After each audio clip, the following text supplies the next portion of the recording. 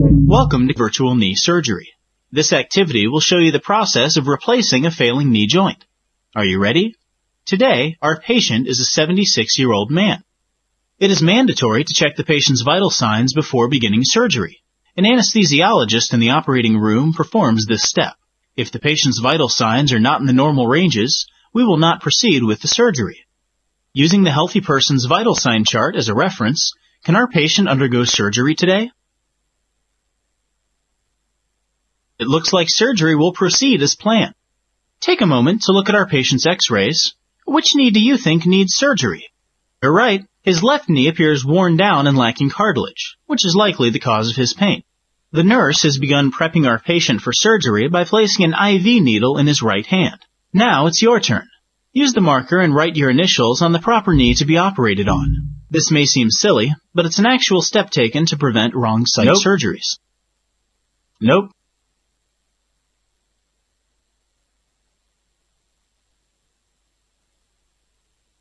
The anesthesiologist administers drugs through the IV and through a mask over the patient's face.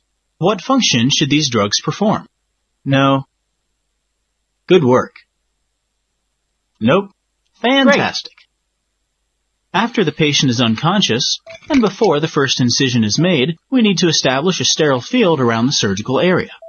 A series of sterile drapes isolates the surgical field from the rest of the patient's body. A tourniquet is applied to cut off blood flow, which allows a clearer view of the surgical field during surgery. To kill the bacteria on the patient's leg, clean it in a betadine solution. This scrubbing process will limit the chance of bacterial infection.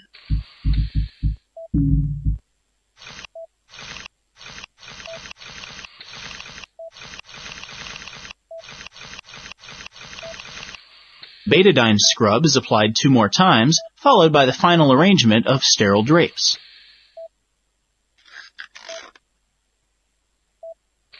Why do you think knee surgery involves so many drapes? Good work. Use the sterile marker to draw the location for our incision, and don't forget to mark the perpendicular lines too. Typically, the incision line is 6 to 7 inches long. What purpose do you think the perpendicular lines serve? Outstanding. Now for the incision. Take the scalpel and cut the skin following your markings. Let's use the Bovie pencil to cauterize the veins. This will help decrease blood flow into the surgical field.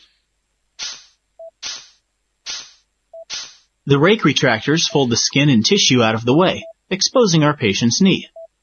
To operate, we need the patient's knee elevated and bent so the bones are fully exposed. Now the leg is at the proper angle.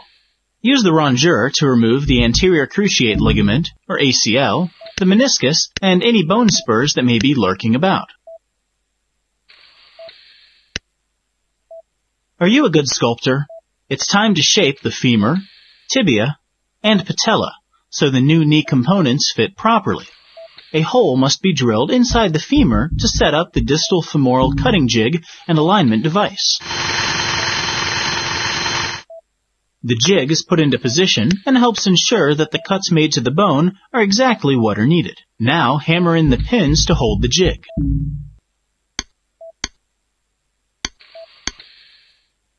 We can now remove the alignment device. The pins will hold the jig firmly in place. Now for some real bone shaping. Use the bone saw to cut the bone so it is prepared for the new femoral component.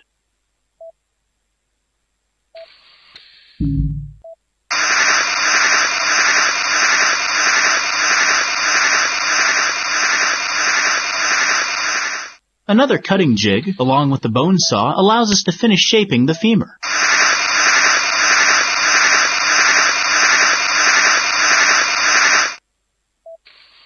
Let's move on and shape the tibia. The tibial cutting jig is aligned with the big toe and the highest point of the tibia. This will ensure the leg is properly aligned after surgery. Secure the jig in place with more pins. Use the bone saw to cut off the top of the tibia and prepare it for the new tibial components.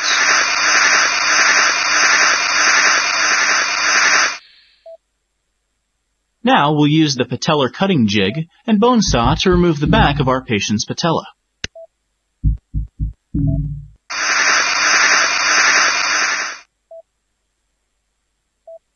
Holes in the tibia and patella are drilled and chiseled out, which will enable the new components to attach properly.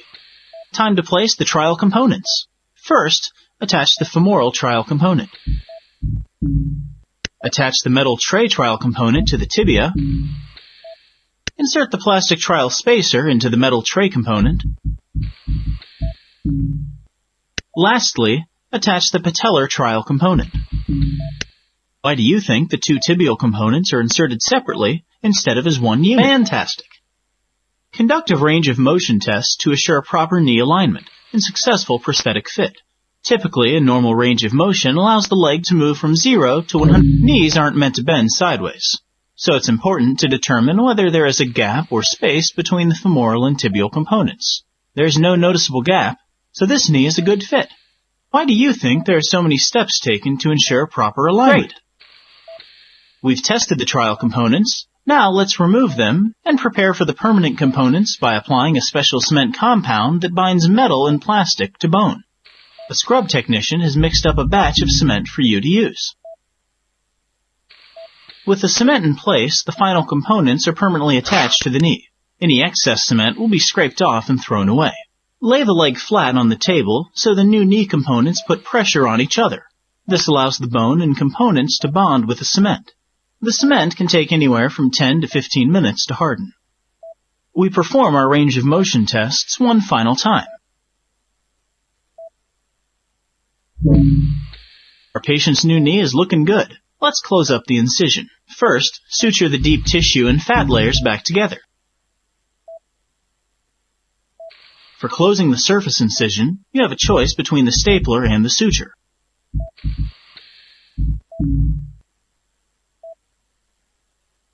What is the primary difference between these two methods of closing the incision? Excellent. You know, we couldn't ask for a better participant.